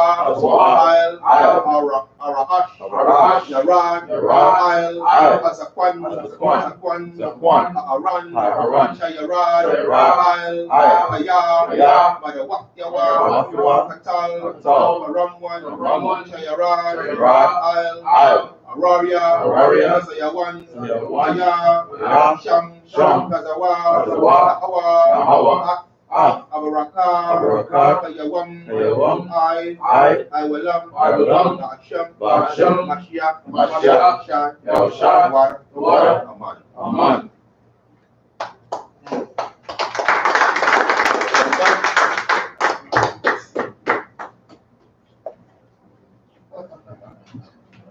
The water Yahweh Shamash Gabashad.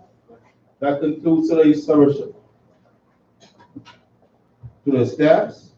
Most willing, we convene again tomorrow, 12 noon for the Shabbat service. Thank God. I want Yeshua.